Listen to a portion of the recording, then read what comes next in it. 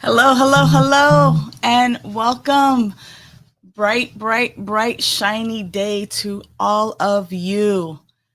My name is Sunshine Daye, and welcome to a spiritual remedy, conversation, and meditation. I love Monday mornings because I get to be here with you live and to hear from you what's happening in your life today and how I might be able to support. Each month we have a theme, and the theme is taken out of the book Begin Within. It is a playbook for living your genuine life. And this month our theme is clarity. Now, this show is dedicated to those in recovery. However, you don't have to be in recovery to benefit from the spiritual food and the spiritual tools that we're going to be discussing. Good morning to you, Gloria. So glad to have you back as part of the ongoing growth and unfoldment. So glad to have you with us. I want to first start off by saying happy Dr. Martin Luther King Day. Today is the day that we celebrate the life of Dr. Martin Luther King. And when I think about him as a civil rights leader, I also glean from him the spiritual practices and tools and the clarity that he had around his vision and mission and purpose in life. And if we actually glean from that and take that clarity, which is the topic for the month, and we begin to look at having and experiencing clarity in our own life, especially as it relates to our recovery, especially as it relates to, claiming back our lives, snatching our life back from despair and doubt and anxiety and drugs and alcohol and sex and gambling and stress and all of those things, including fear and anger that can be so addictive, right? Like, it doesn't have to be substance. It could be things that are so addictive that distract us from living our best life. I see a world where clean and sober people are living their best life and loving it. And that's why I put on the show, so that we have an opportunity to snatch our life back, to recover our life away from those things that were actually, that mean us no good, that are there to harm us, not there to lift us up. And so as I think about, Dr. King's clarity, I think about our clarity as people in recovery, as people who are no longer going to stand for those things that continue to depress us and to oppress us and keep us down. Right now, I'm not trying to compare recovery with civil rights, but I am bringing it from the macro to the micro.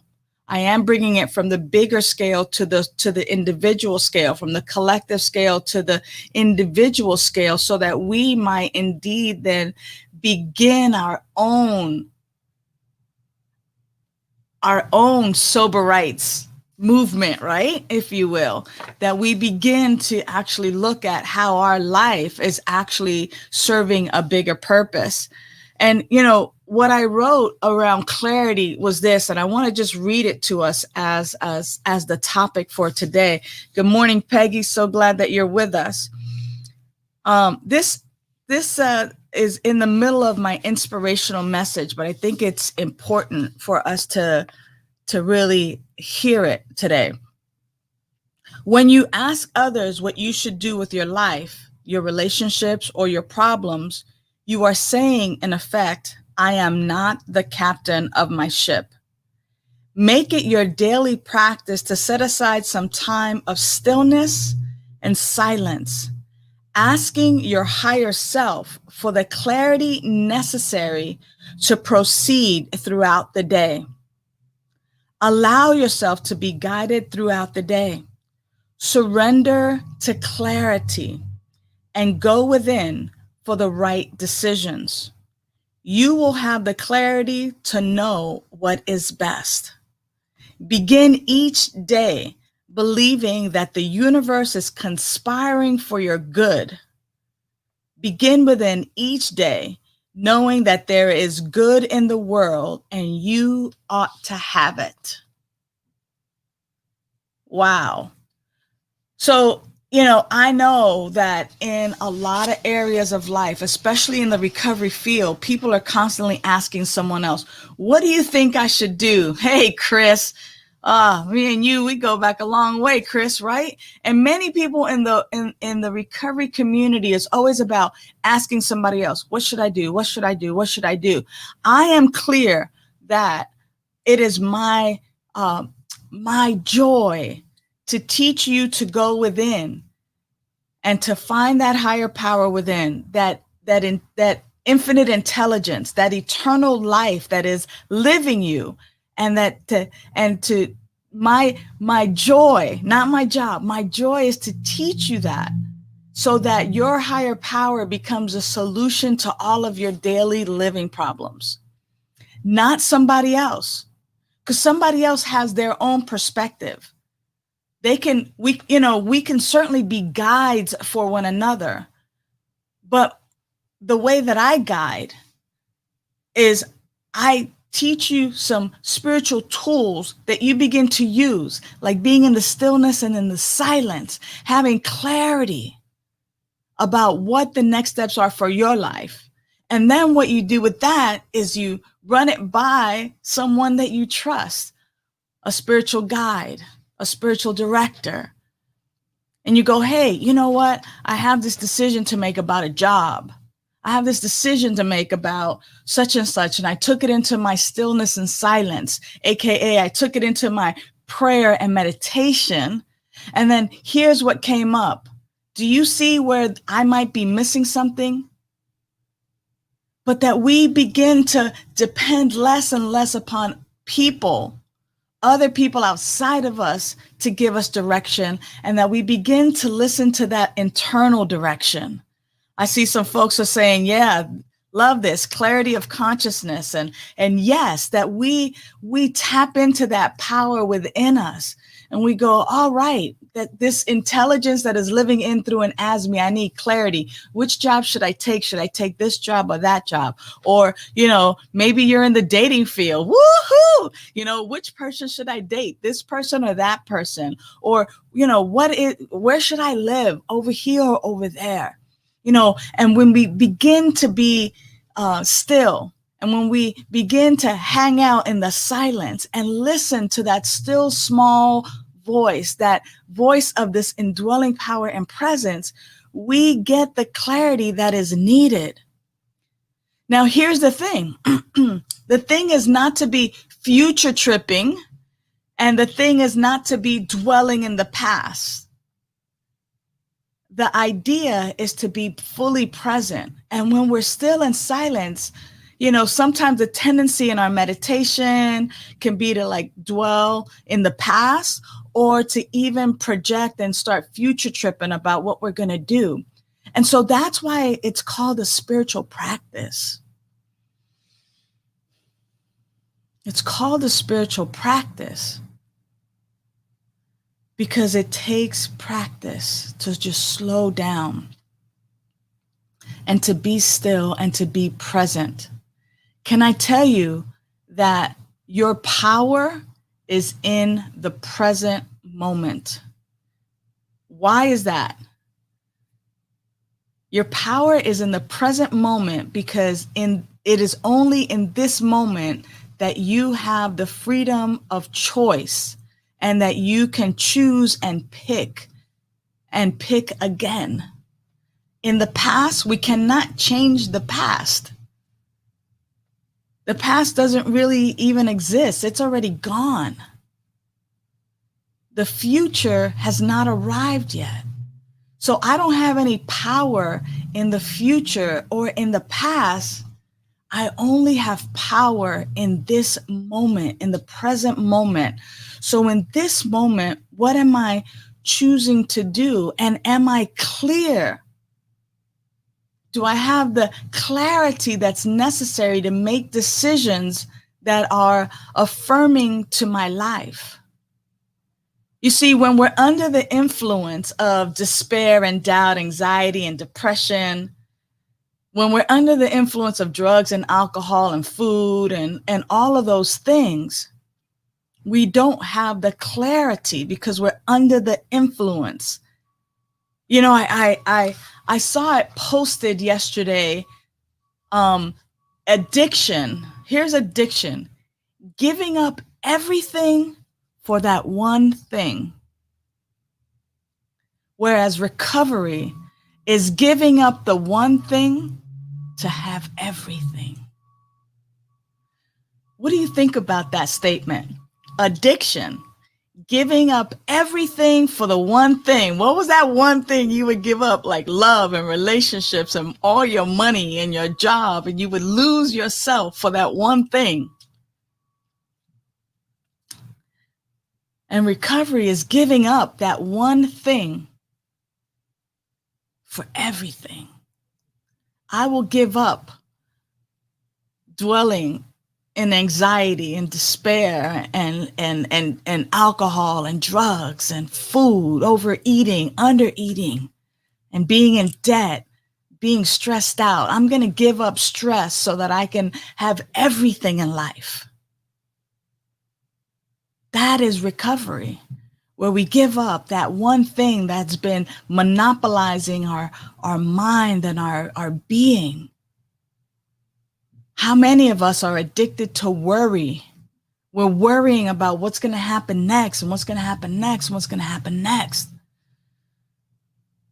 That's giving up everything, giving up my joy, giving up my peace, giving up my relationships just to worry. That I'm so consumed with worry. When are we going to be tired of that and be still and silent enough to, as Chris Carlito says, listening fully present, right? So that we can fully be present and fully be listening to that indwelling presence.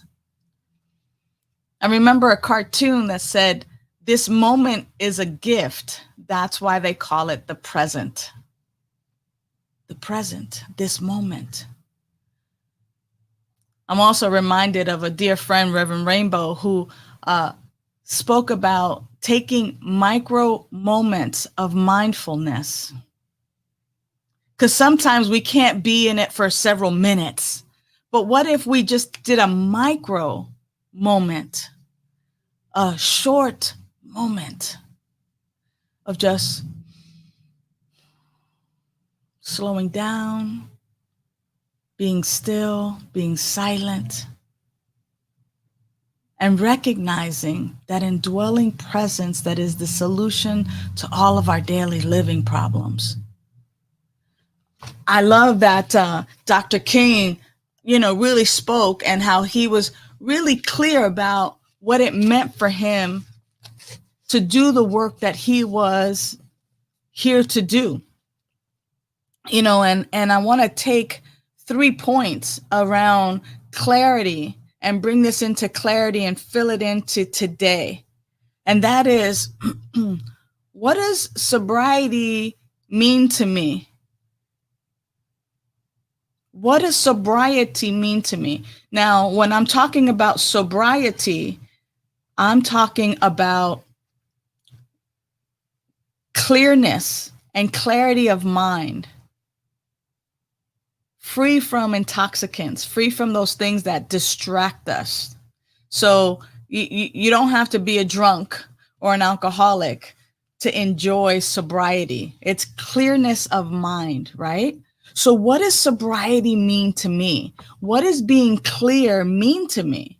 What does it look like? Number two, and having a clear, vivid mental equivalent of what my life looks like when I am sober, when I am clear. Having that picture, like, what do I look like? What am I dressed like? What does my facial expression say about me? Right? And when you can see yourself actually in that pose, in that, like, wow, this is how I know I have arrived, and having a clear picture of what that means to you. Like, even for folks who are working out, like, oh, if I have definition in my arms, or people who are losing weight and be like, oh, when I can fit into a size 12 or a size 11 or 10 or whatever the size may be for you, you have a clear mental picture of what life is like for you in recovery, as someone recovering from all of the many addictions that we face, from all of the pain that we face. What does it look like for you? Who do you look like? And what do you look like, free from anxiety and fear and depression and anger and doubt and despair? What do you look like? What does that feel like? And having that clear mental picture is important, right? And lastly, what are the values? What are my values? What am I getting clear on my values? In other words, here are things that I will do and that I won't do, because here's what I value. Am I valuing my friendships, my relationships? Do I value trust and authenticity? Right? Because again, let me just, when we ask others what we should do in life, we're saying in effect that we are not the captains of our ship. Make it your daily practice to set aside some time of stillness and silence, asking your higher self for the clarity necessary to proceed throughout the day. And so we're going to do that right now. We're going to take the next few minutes to just get still and silent and begin within. We begin here. We begin right here. So take a cleansing breath. If you have some water,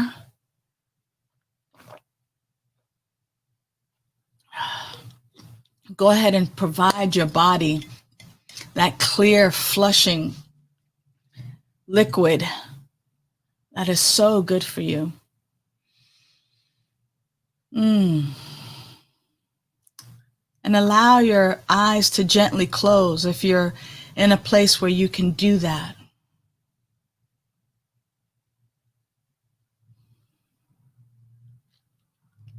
And notice quickly just that sense of serenity that you feel when you just close your eyes, and when you simply tell your body and you tell your mind that it's time to be still and silent.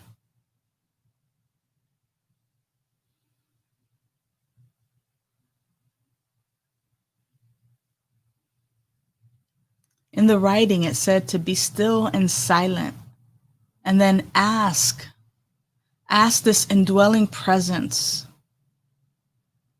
Ask your life force, that power, that presence that is beating your heart right now,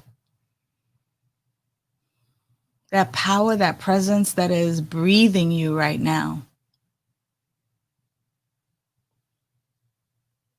beyond the body and beyond your intellect, right where you are, is spirit, is life force, prana, higher power, infinite intelligence, the great reality, the broad highway, Mother Earth, Father Sky, whatever it is that we call it, it's right where you are.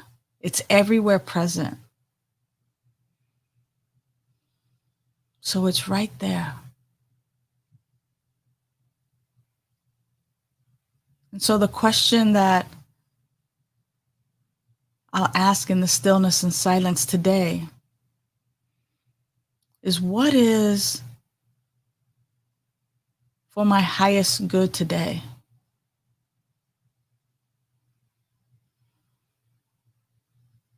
What do I need to know today for my highest good, for my well-being, for my sobriety, for my recovery, for my life? What is to be known today that as I use it, it brings me to my fullest?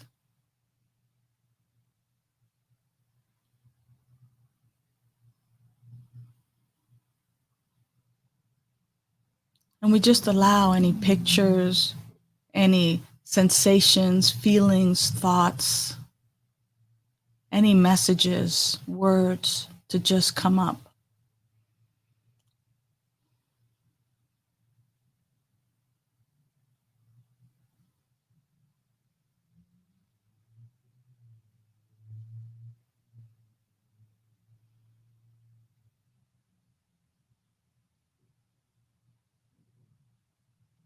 I know that I'm being guided.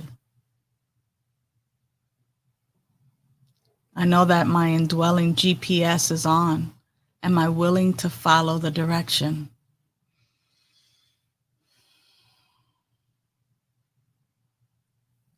What is for my highest and best?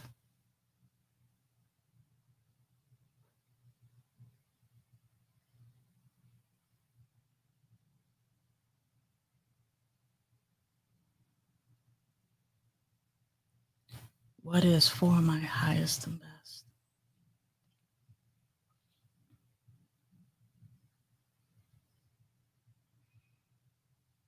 And many folks might think, wow, how selfish or self-centered, only asking for yourself.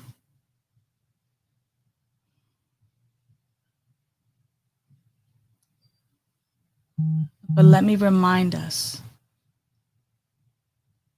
that as I know what is for my highest and best, and then act upon that, as I live with that, then what I am doing is giving others permission to do the same and to be guided.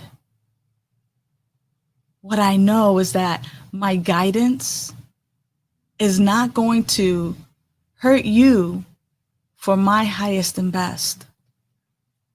But in fact, there's a divine knowing that as I am having my needs met, that I am no longer a burden onto you, onto society, onto the world. And that there is no personal good, because when I succeed, we all succeed. So it's important to banish any idea that asking for self is selfish. I'm simply putting on my mask on the airplane before I assist others with theirs. So what is for my highest and good today, that I might be a benefit to others?